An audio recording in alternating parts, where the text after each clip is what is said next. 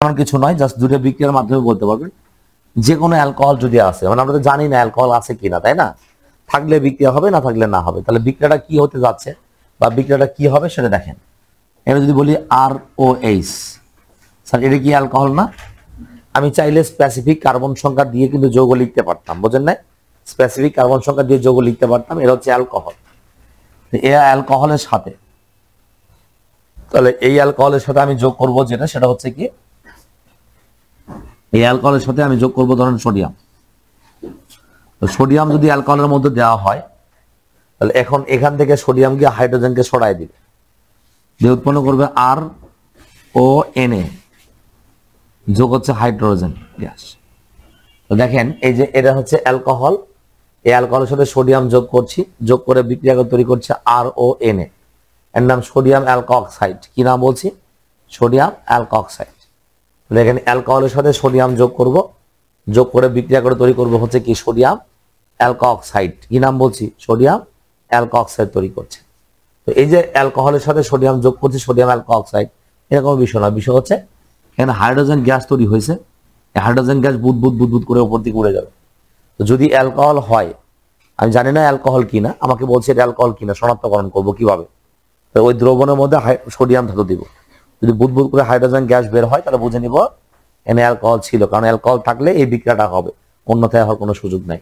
তাহলে অবশ্যই এই বিক্রিয়ার সাহায্যে আমরা খুব সহজে অ্যালকোহল শনাক্তকরণ করতে পারবো। এখন আরেকটা বিক্রিয়া আছে, যেমন হচ্ছে যদি অ্যালকোহল থাকে, দেখেন অ্যালকোহলের সাথে আমি হচ্ছে ফসফরাস পেন্টাক্লোরাইড যোগ করব। স্যার ফসফরাস পেন্টাক্লোরাইড যখন যোগ করা হবে, তখন বিক্রিয়া করে তৈরি করবে RCl, phosphorus chloride, sorry alkyl chloride যোগ ফসফরাস অক্সিক্লোরাইড যোগ হচ্ছে HCl। দেখেন যদি অ্যালকোহল থাকে আর তার মধ্যে যদি আমি হচ্ছে ফসফরাস পেন্টাক্লোরাইড দেই, তাহলে সেম এই বিক্রিয়াটা হবে, বুঝেন নি?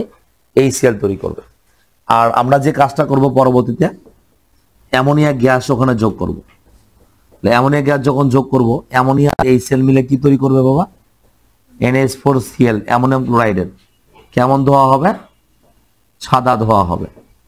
এই যে অ্যামোনিয়াম ক্লোরাইডের সাদা ধোয়া তৈরি হলো, এই সাদা ধোয়া দেখে বুঝতে পারবে এর মধ্যে কি আছে।